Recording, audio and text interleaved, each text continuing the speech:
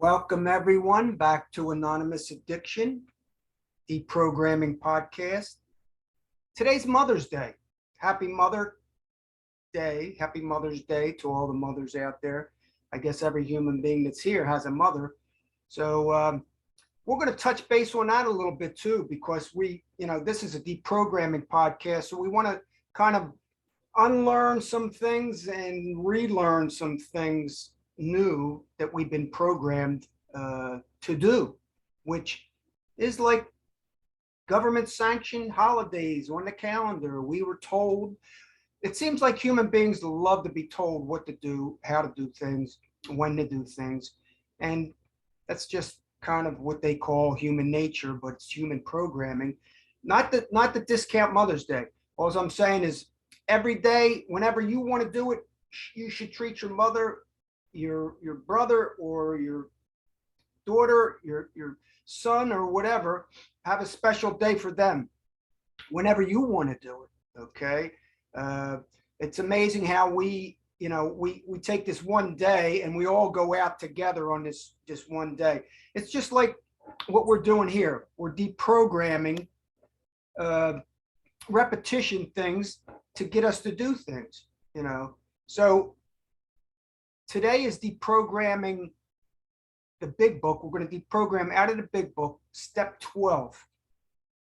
Now, step 12, I'll read it from the 12 and 12, but we're going to be discussing it from the big book because there's a whole chapter on it. It's chapter 7, working with others.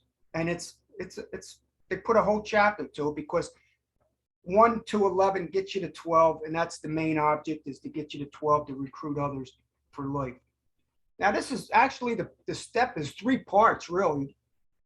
Having had a spiritual awakening as the result of these steps.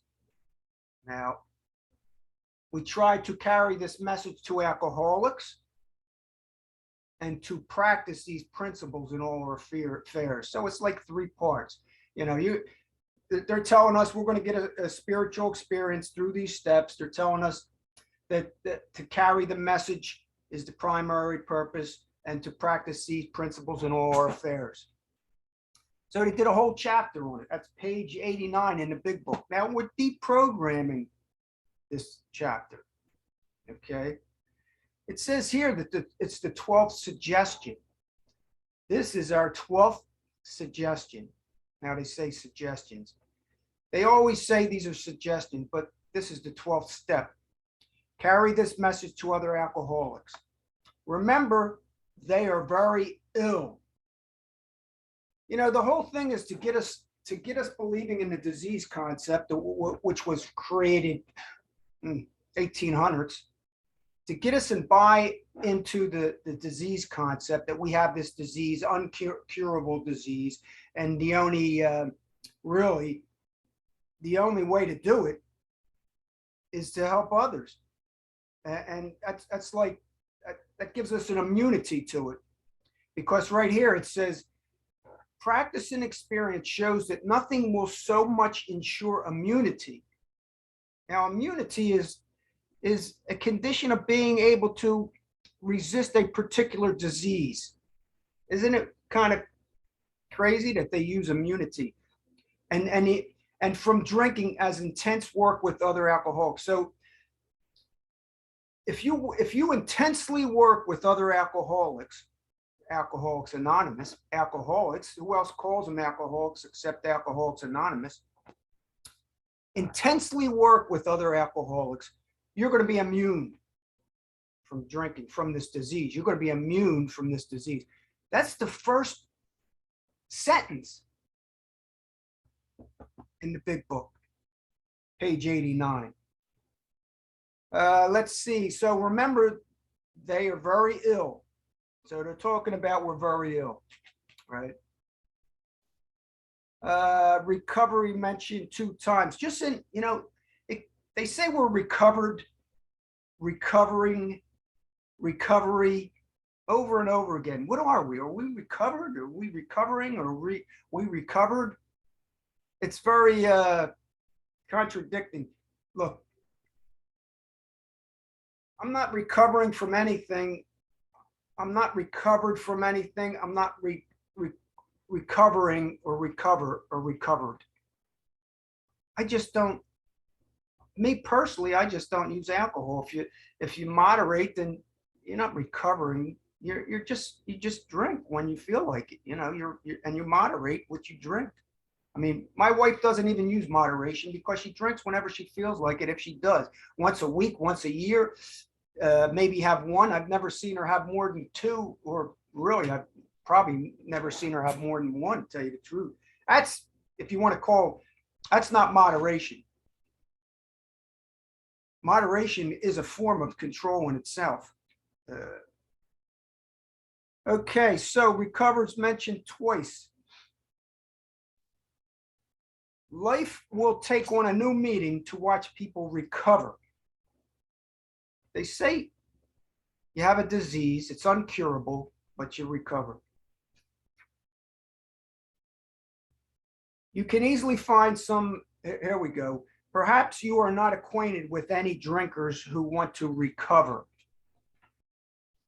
You can easily find some by asking your doctor, your minister, your priest, or go to an institution or a hospital. Ask them, say, hey, you got any alcoholics around? You know anybody's got alcoholics around?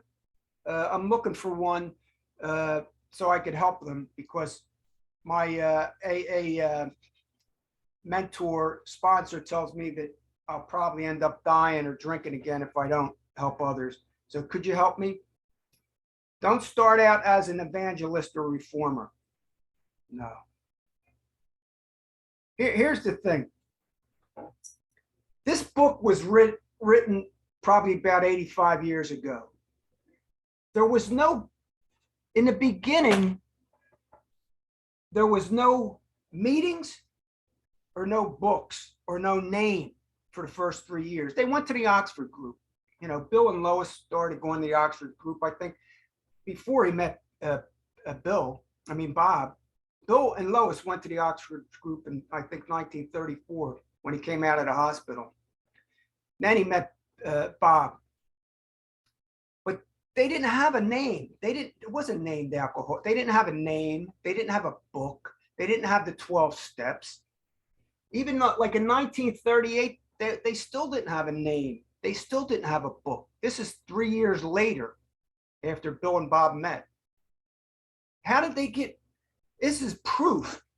It's living proof, because in 1938, the Frank Amos report was written, and there was like, I don't know, 20, 30, I forget how many, what the report read, how many people were sober, but the reports, it's easy to go in the archives and look it up, the Frank Amos report.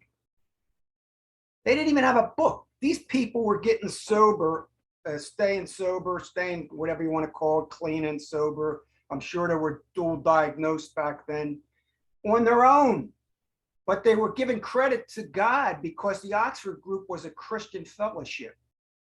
And Bob used to bring them upstairs and they used to say, drop to your knees, ask God for forgiveness, do your penance, and make amends.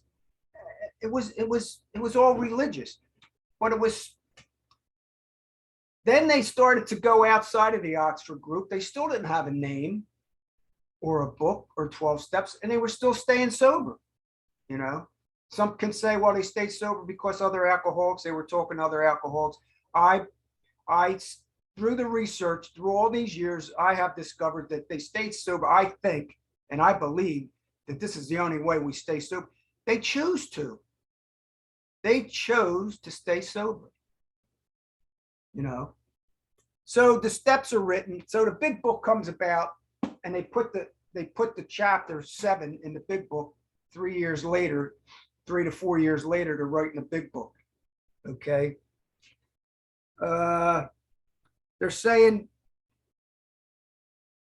first of all, they say no promotion, only attraction, but they're going to the doctors. They're telling you to go to the ministers, go to the priests, go to the hospitals.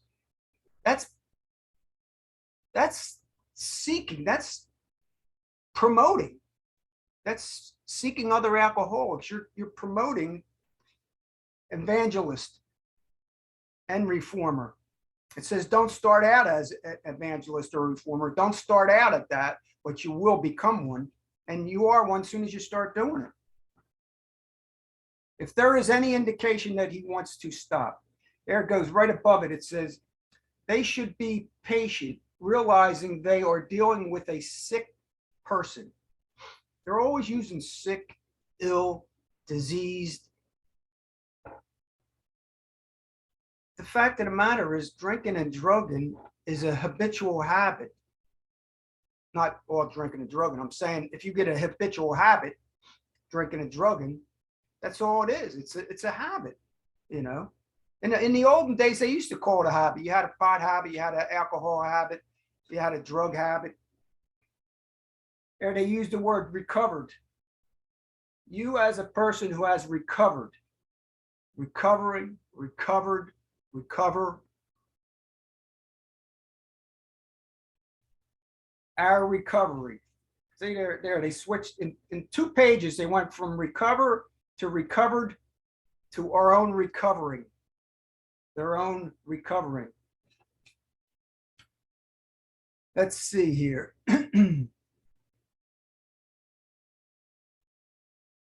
There's dangerous. Sometimes it is wise to wait till he goes on a binge. Now these are directions still used today. 85-year-old book. Remember, it took 3 years to write it. 85-year-old book giving us directions. I'm gonna do this podcast. I'm gonna label it the manual for recruitment, because that's what this is. Chapter 7 is a manual to recruit others, to help others, because that's our primary purpose. Remember that Alcoholics Anonymous has given us a primary purpose. And our primary purpose in Alcoholics Anonymous is to stay sober and help other alcoholics. That's not my primary purpose. I never accepted that as a primary purpose.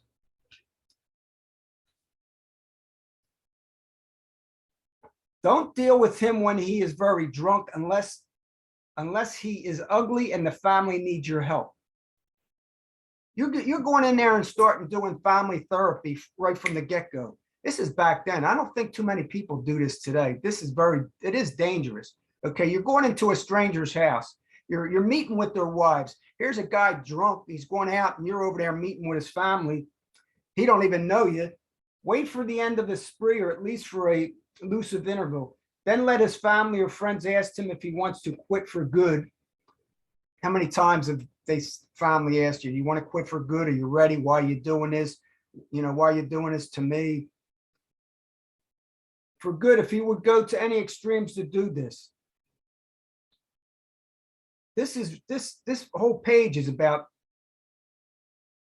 you doing family intervention. You're not even trained. I mean, you're just coming into this program. You're working these steps. You do these steps in rehab. You come into Alcoholics Anonymous, and here you're going to read the big book. Don't buy this big book. Please don't buy it. Don't. If you have to get it, go to a Goodwill, or go to a Save On, or go to one of these bookstores where you can get it for $1, you know, or borrow it. Do not buy it. It's an antiquated book that. Let's see. Approach through a doctor or an institution is a better bet. Go to your doctors. Go to an institution. Go to the treatment centers. Maybe more receptive. Let's see. When he sees you know all about the drinking game, commence to describe your own alcohol. Well, keep on talking about sick. Here's another on the next page. Finally learned that you were sick. Give him an amount of the struggle you made to stop. They use the word alcoholism. Done it in the chapter on alcoholism. If he is an alcoholic, he will understand at once. If you are satisfied that he is a real alcoholic. Now, they describe alcoholism. it's a self-diagnosed. They call it even today, they say alcohol abuse disorder, alcohol use disorder. They still label it alcoholism or alcohol dependency. Hopeless feature of the malady. Malady is a sickness. Malady is it's like a disease. A malady is a disease or an ailment. They use the word malady a lot. Look it up in a dictionary. Malady, a disease or an ailment, an incurable malady, doomed, hopelessness. That's why they use the word malady and hopelessness together. Hopeless feature of the malady, if you're a real alcoholic. If he is not too alcoholic, so if he's a real alcoholic, maybe he's not too alcoholic. You're over here, they're calling you newcomer. So you're a new recruit. You just got a sponsor. Your sponsor's taking you on some of these excursions to save other alcoholics. And he's teaching you through the manual of Alcoholics Anonymous, big book. He's teaching you how to do it, what to do, certain procedures to alcoholic. But insisted if he is severely afflicted, there may be little chance he can recover by himself. So you're putting, here you go. You're meeting this new guy. He knows nothing about this disease concept, alcoholic. He knows he has a problematic drinking or a drug addiction. He knows that, maybe he doesn't. You're still going in there. He's going to tell you to get the hell out of the house, okay? Unless he's receptive to it and wants to make some type of change, So continue to speak of alcoholism. Alcoholism is a disease, right? So you want to keep on speaking of it. So what you're doing is you're meeting a new guy. His conscious awareness is not there with any of this stuff. So you're bringing it. You're suggesting. You're giving him all these suggestions, persuasive suggestions. You're giving all this repetitive indoctrination from the beginning, and he's absorbing it in his brain. To alcohol, continue to speak of alcoholism as an illness, a fatal malady. They say malady like about 3 or 4 times just in a couple pages. This is the manual. This is what your sponsor is going to teach you what to do, how to do it. Just like I said in the beginning about Mother's Day. Happy Mother's Day to everybody. My daughter is taking my wife out to brunch right now as I speak.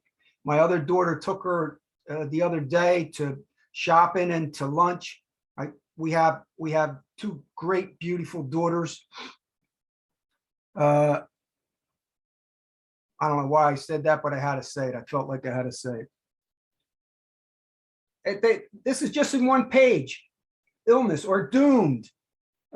Talk to him about the hopelessness of alcoholism. This is just on 1 page, repetition. And when you're reading this, they're not only teaching you about it, brainwashing you even more, indoctrinating you even more as you read this book. It's Course of Persuasion. So you're reading this, and then you're going to absorb it, and then you're going to pass it on to your sponsoree, your prospects, your pigeons, your protege. That's what these are the words they use. I'm not making them up. Protege. Your protege, your prospect. So you're getting a double dose. You're getting it, and they want you to give it. Sponsor has a sponsor, has a sponsor. It's a lifelong recruiting mechanism to grow the pyramid, to get more people in the fellowship.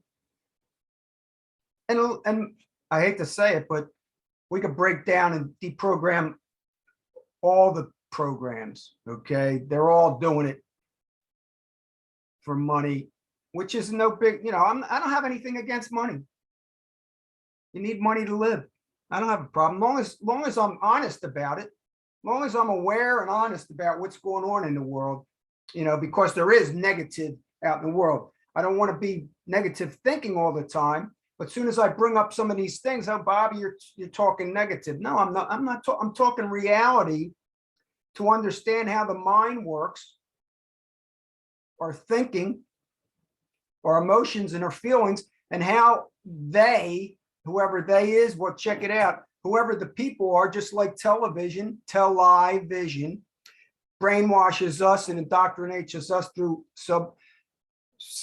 gets to our subconscious and subconscious minds through repetition of subliminally messaging, osmosisly, we're getting it. It's just sitting in a meeting. You think you're not getting the big book and you think you're not getting the steps by sitting in a meeting. You're getting it through subliminal and osmosisly just sitting in the room. Alcoholic. It's like suggestive hypnosis. That's exactly what it is. It's suggestive hypnosis. Now, look at this here on 6. Tell him exactly what happened to you. Listen, hey, our agnostics and atheists. Look at this. Here we go. If the man be agnostic or atheist, make it emphatic that he does not have to agree with your concept of God. Atheists and agnostics, you don't have to agree with my concept of God, but get your own concept.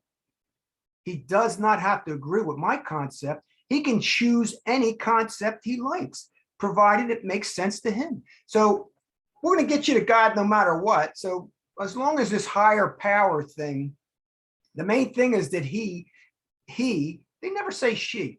How can anybody read this book and you're a female, you're a woman, and there's not even a she in here? I know the book was written when there wasn't that many women in there, but damn, you can't change a book or rewrite a book. This book is crazy. Okay. Wait till next time when I do To the Wives, when Bill wrote that, wait till you hear that. That's the craziest. Because they want to get to the family. That's when they started the family. That's when Marty Mann and all started pumping in the money and started educating all the colleges, all the institutes, all the schools, all the treatment centers, all the professionals, all the therapists, all the psychiatrists. That's when all the indoctrination of all that stuff started. Yeah, didn't? So the power, the main thing is that he will be willing to believe in a power greater than himself and that he lives by spiritual principles. Well, not just agnostics, just atheists, that's it, because atheists, today is changing, but back then atheists didn't believe in spiritual, the metaphysics or spiritual. Your prospect may belong to a religious domination. Leave him alone because he knows more than you about religion. To be vital, faith must be accompanied by self-sacrifice. It's all religion. This whole thing is nothing more than religion. Self-sacrifice and unselfishness.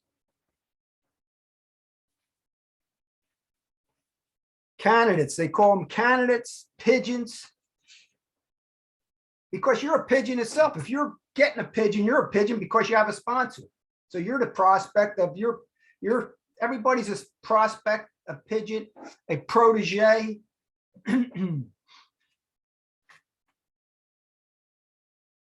Yep. Let's see here. Let's keep on moving here. So number 7 here. Yeah, prospect.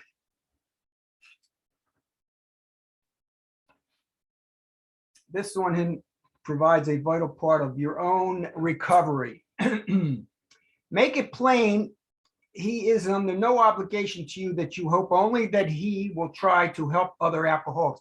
That's all. Once you come in, there's no obligation, but here's an obligation. Please help other alcoholics when he escapes his own difficulty. When he escapes his own difficulty, you need to help alcoholics because that immunes you from the sickness, disease. And if you don't give it away, you don't keep it. You hear that over and over again. You must give it away to keep it.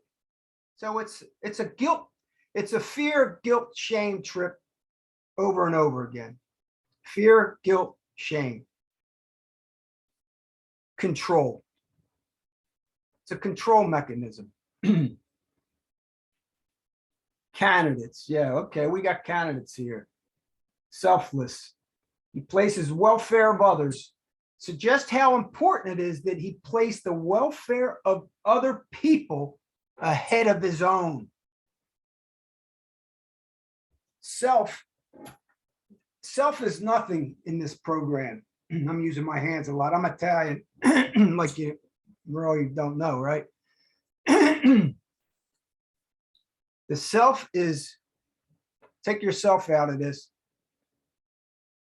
The welfare of others ahead of his own. That's not how it works. You have to love yourself. Shadow work is about loving yourself and understanding the truth about yourself.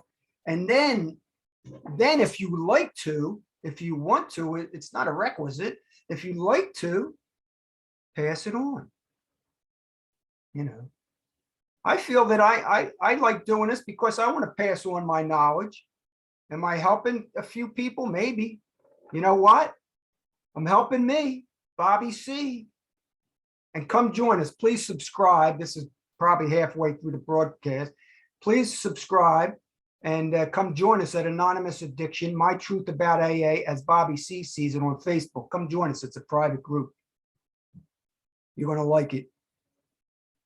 So candidates, they talk about your candidate and they give reason why he need not follow all the program. Oh, we'll get you to follow all the program eventually. There it is, alcoholics, alcoholic, alcohol. Never talk down to an alcoholic. Over and over, repetition. When you raise your hand, I am is the greatest two words. I am. Whatever you put after it, be careful. I am alcoholic. Stop saying that. I am addict. Stop saying that. I am addicted. I am powerful. Stop saying that. I am powerful. I am powerful. I am in control of my own destiny. I am. Watch out for the words. What? Listen, you go around the room. Watch out when you raise your hand. You don't have to do that. There's no AA police. You can just pass. You can just say, I am here. You know, you don't have to say your name and alcoholic. That's just a repetition. That's just like this thing I'm saying about they tell us when to celebrate Mother's Day. It's the same thing. They're telling us what to do, how to do it, and we're following the leader. We're in the meeting following the leader, and the leaders are but a few because the minority control the meeting. If there's 20 people there, 4 of them, 5 of them control the whole agenda. Okay, so the old timer will sit back and he'll control in a sense. He'll sit back and not even say nothing, and people look at him and he may nod and they look at how he shakes his head or how he does it. We used to have a guy in a meeting. His name was Bitchin' John back in Jersey. Bitchin' John, they loved him. He was blind. He was like blind. And this one guy used to carry him all around, take him in the rides. And he was praised because he used to help Bitchin' John go to all the meetings, and Bitchin' John had his cane. And if you talk too long, Bitchin' John would tap his cane, and that meant to shut up. This shit happens all over the place. You know, there's Bitchin' Johns all over controlling. This one meeting I went to one time, it was his meeting. It was this guy's meeting. I forget his name, but I sat in his chair, and my God, don't sit in Arnie's chair. This is Arnie's chair. You can't sit there. He runs the meeting. He controls the meeting. Well, after the meeting, I told him, I said, I never met a guy like you in my life. You controlling everything. How can you sit here and control the whole agenda, the whole meeting? This isn't your meeting. You know, I had enough courage to confront the dude. And that's what we need to do sometimes when if you're coming out of detox, you have to go into Alcoholics Anonymous. You're coming out of rehab, you have to go into Alcoholics Anonymous. You're court ordered, you have to go into Alcoholics Anonymous. Come listen to this podcast. Come join us here at Anonymous Addiction. And this is as Bobby C sees it. Okay. This is what I've discovered throughout all my 38 years in this recovery industry trap, which is a multi-billion-dollar industry. And they want to keep you bound to it. The industry, because this goes way beyond Alcoholics Anonymous. Okay. Way beyond. There's many programs here that they got books too. They got big books. They just call it a different book. They got their own big book. Okay, this here, anything to help. Tell him that if he wants to get well, you have to do anything. He'll do anything. You'll do anything. I like this here. There's a little bit of stuff in here that I like. There's some things that I'll take out. I'll take a little bit of this out and use it. I probably have used it in my life. Okay. If he is to find God, the desire must come from within. See how they get, if he's to find God? No. If you're to find anything, it must come from within. Change these words. These words they're dictating your life when you read this stuff. Okay, they're controlling you. Think for yourself. I always say, uncover, recover, and discover the truth about ourselves. AA, any other modality, method, discover the truth about society, the world, the universe. I like self-examination. I like self-analysis. I prefer doing it. Do I do it all the time and every day and blah, blah, blah? Do I make it work? No. Shadow work isn't, it's just checking out and improving when they talk about improving my relationships with myself, first, it's got to come from me. I got to improve my relationship with myself. I got to love myself. I got to love to be by myself, be alone. Nothing's wrong with being bored. Everybody makes boredom. You're going to embrace boredom someday and enjoy it. Not that it's all the time. In the beginning, it's bad because we're in our minds. And that's we're in our minds. Where the mind stops, doesn't stop. It flows things flow in, and it's hard to stop. That's why there's many, many, many distraction techniques to help with that in the beginning and still today. Do not discourage if your prospect does not respond at once. Seek out another one. If he doesn't do it, seek another one out. There's half a dozen. Look, to spend too much time on one situation is to deny some other alcoholic opportunities to live and be happy. This is your goal. This is your purpose. You finally came into Alcoholics Anonymous and got a purpose, and they've been giving it to you because everybody since the day we were born is telling us what to do, how to do. So you come into Alcoholics Anonymous and they're just doing the same thing as your parents and school and everything else. All authority has told us to do. Do this and you'll achieve this. Not teaching you how to use this precious computer. Oh, failed.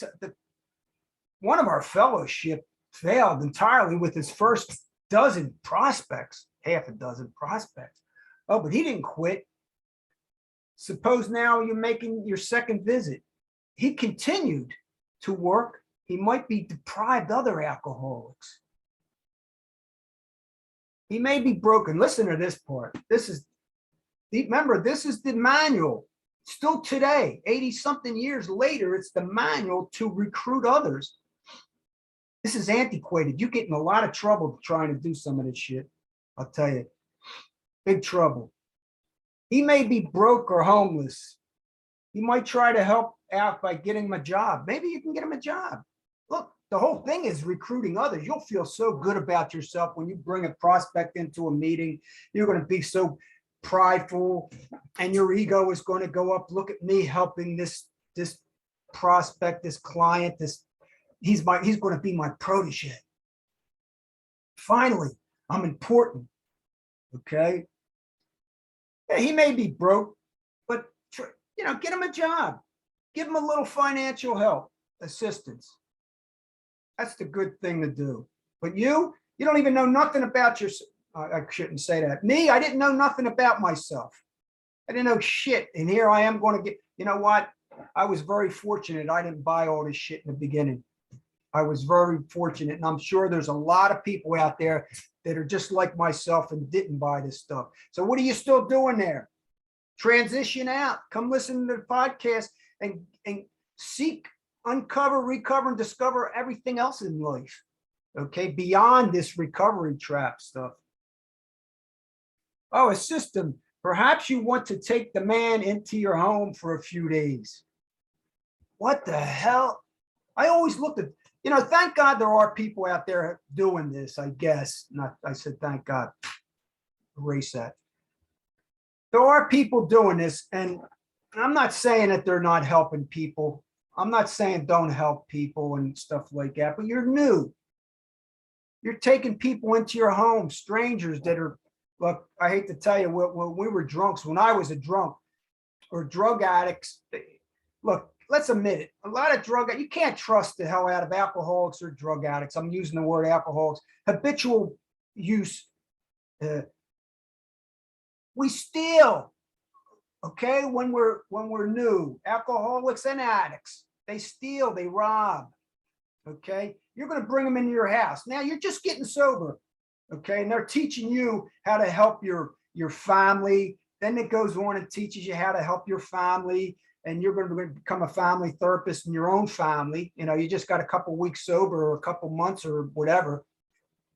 If you're celebrate a year. 90 days is great. It's a beautiful feeling. That was my best feeling, 90 days.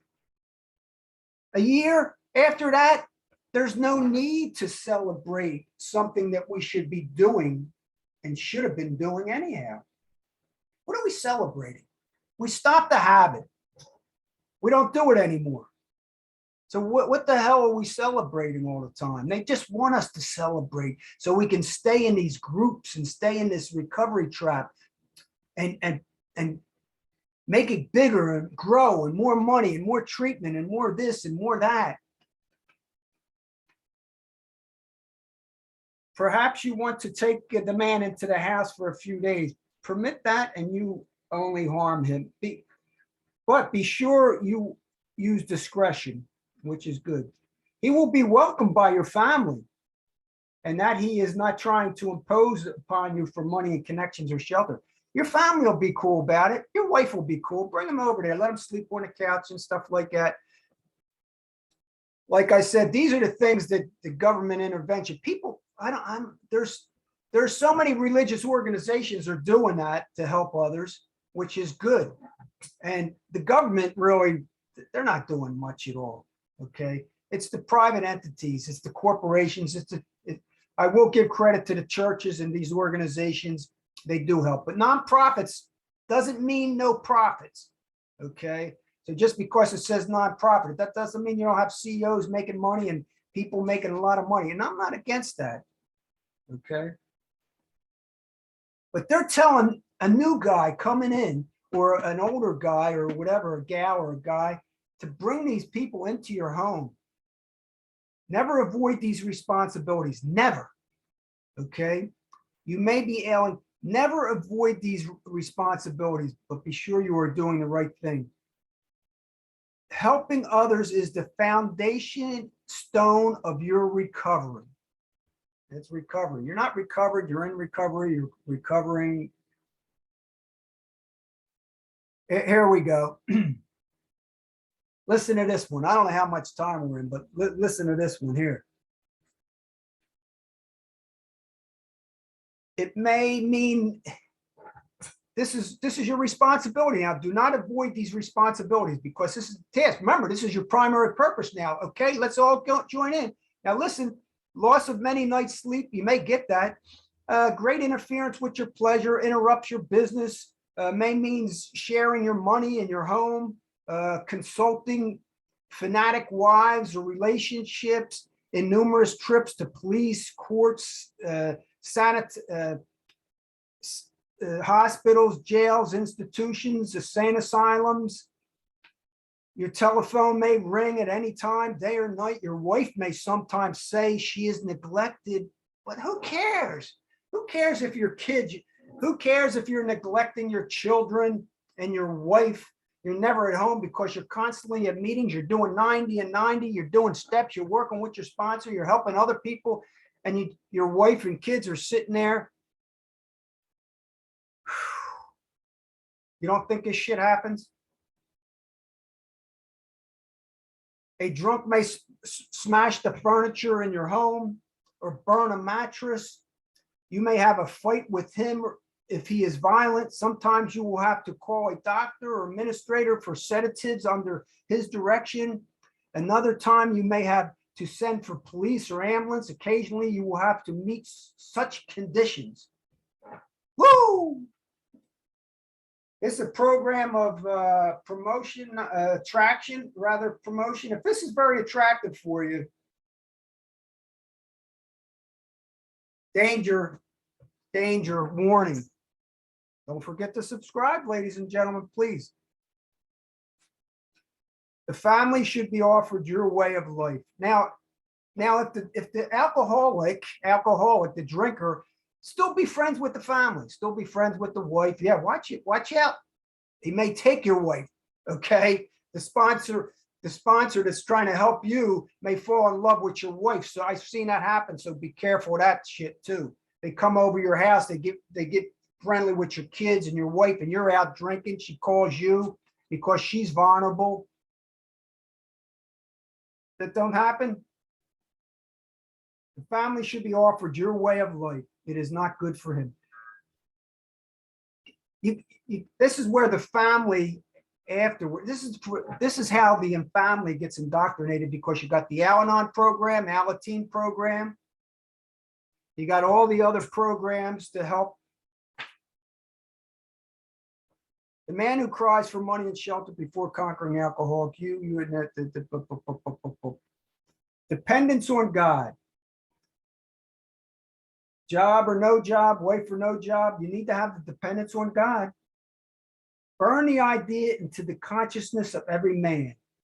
This is how the repetition, this is, they want you to do this. They're telling you how to do it.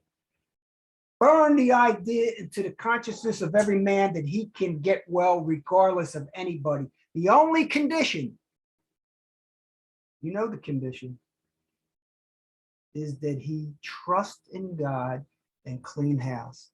If you don't have a God, trust in God, search a higher power out, you're doomed. That's what this book says. It's a tradition, says it plain as day. In this book, it says plain as day that you will surely drink again. Jails, institutions, and death. And that does happen. I'm not denying that. Alcohol is the most dangerous drug in the world. I'm not denying that millions and millions of people are devastated through the use and abuse of alcohol and drugs. I'll never deny that. Now the domestic problem, there may be divorce. Now they're getting into the domestic problem. You're a therapist. I still have a bunch of pages left to go here. Man, we're like, what time is it? 10:44. The man who cries, let's see, burn into the consciousness. Though his family be at fault in many respects, he should not be concerned about that. Arguments and fault findings are to be avoided like the plague. Domestic problems, there are divorces, separations, or just strained relationships. And here you are, because this is men. Back then, there was a lot of men. Men are going into these homes with the vulnerable children and vulnerable wives, or even the other way, vulnerable men, okay, husbands.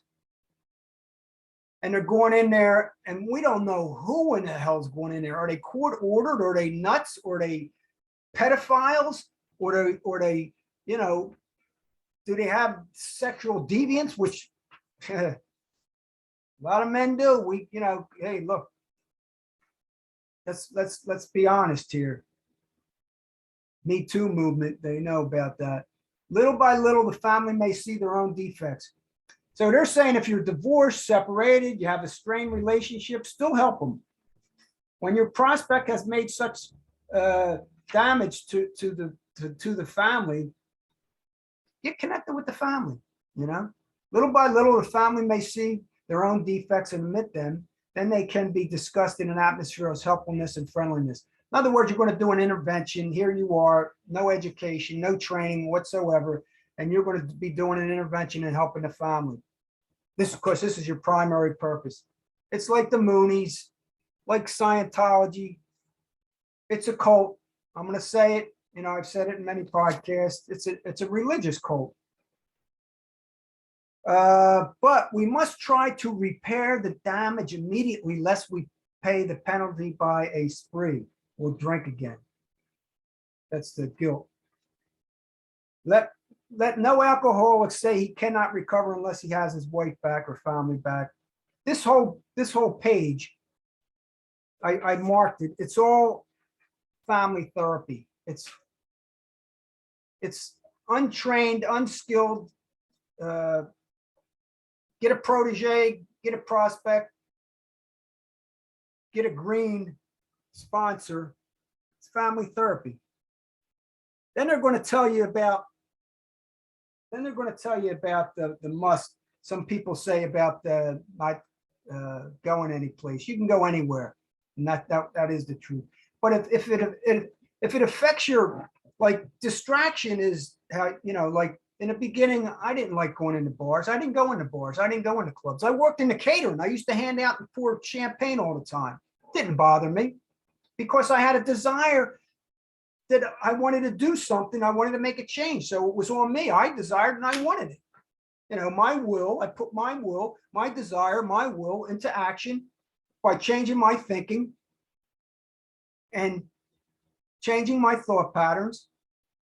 So I could go anywhere, but I didn't go into, if I went to a bar and I'm there by myself and everybody's drinking, what the hell am I even there for? Me personally, I don't want to be there, everybody drinking. I'll go to a place where half are drinking and half aren't drinking. I don't have no problem.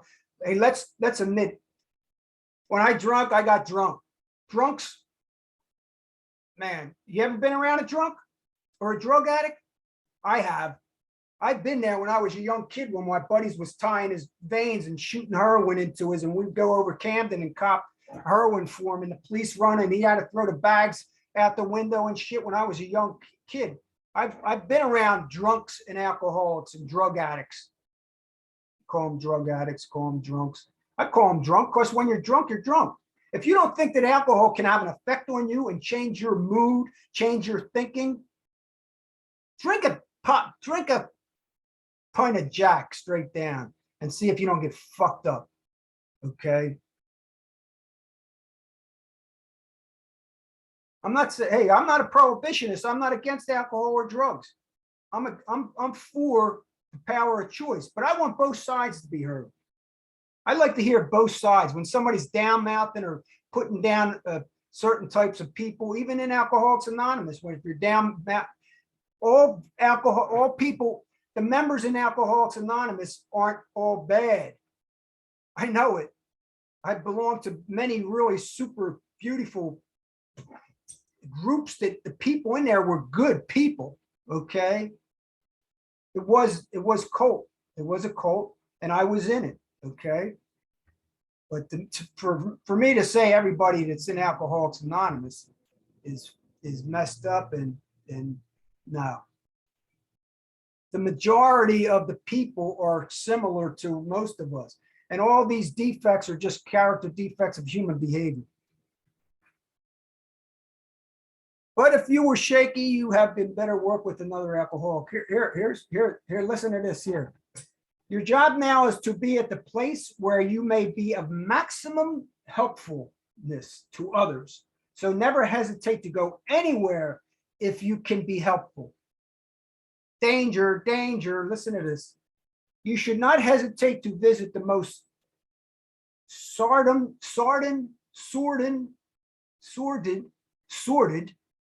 spots on earth. Sorted. Look up the word sorted. What's it mean? It means wretched, dirty, filthy, gross, foul, sordid places. Go there. It doesn't matter. Go. Because you have a primary purpose, and this is your job. This is your job now. Okay, this is your purpose in life. To do this will be the only immunity. You'll have immunity for this disease called alcoholism, and you'll be fine. You won't learn much of anything else, but you'll be out there helping other alcoholics and recruit them into a pseudo 80 something year old antiquated modality of religion cult. Here we go. Keep on the firing line of life where their motives are, and God will help you unharsh. It's all about God. God will guide you through everything here. Many of us keep liquor in our homes. We often need it to carry green recruits. There it is. Green recruits, the recruit. I just recruited somebody in my pigeon. I sponsor people. I have proteges. I have prospects. I'm looking for prospects. Many of us keep liquor in our homes. We often need it to carry green recruits through a severe hangover. We're even bringing them in. They're detoxing right in front of us. And we're going to give them some drinks, which it does work. There's no question about that. That's the only thing that cured me, not cured, but that's the only thing that brought me to quiet the mind, was pour a couple more drinks in my throat, down in my body, to ease. If people think that that has no effect, that the alcohol, it's just my belief that eased it off. I still can't imagine people believing that and buying that horse shit. You know what I mean? Those couple drinks settled me down, man. I felt it. Just through my belief, I felt it. I felt it. It eased. So for the green recruits through a severe hangover, some of us still serve it to our families and friends. There are some who think we shouldn't, but we don't argue about that. We're careful never to show intolerance to hatred of alcohol as an institution. Me personally, I'm not a prohibitionist against alcohol or drugs. No way, and never will be. Power of choice. But I'll tell you what, the alcohol industry, the pharmaceutical industry, the tobacco industry, and the devastating consequences it has on society, because society is so brainwashed about alcohol and drugs. We're so brainwashed, especially about alcohol, is like everywhere, and it gets worse and worse, and it's never getting better. There's more booze and hard liquor promoted to women and children every day. It's just reality. I'm not saying don't drink it. You want to drink it, it's your choice. I'm just saying I have to understand what the hell is going on in the world also. Just because it's the consensus that everybody does it and it's okay, and they promote the hell out of it everywhere, every movie, just like they promote everything else out, is all through the media and the movies and the Hollywood.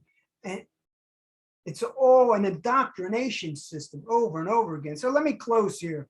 After all our problems, we are our makers. Bottles were just the symbols, which is true. Besides, we have stopped fighting anybody or anywhere. No, I haven't stopped fighting anybody or anywhere. Fighting, but that's the big book. Now remember, I didn't even do the step book yet. This step book is the biggest, this 12th step, having had a spiritual awakening. We'll get into the spiritual awakening. They call it a spiritual awakening. If I had if you want to call these things spiritual awakenings, I had them years and years ago, prior to even coming in Alcoholics Anonymous. They want to take credit for all the shit that you're doing. Alcoholics Anonymous and all these other programs want to take credit for which you accomplish. And it comes from you. So I think I'm going to do another podcast just on the 12 and 12 in the 12 and 12 big book in Alcoholics Anonymous, because this was just from the big book. Everyone, take care. We'll see you next time on Anonymous Addiction Deprogramming Podcast. This is Bobby C signing out, and it says Bobby C sees it. Thank you.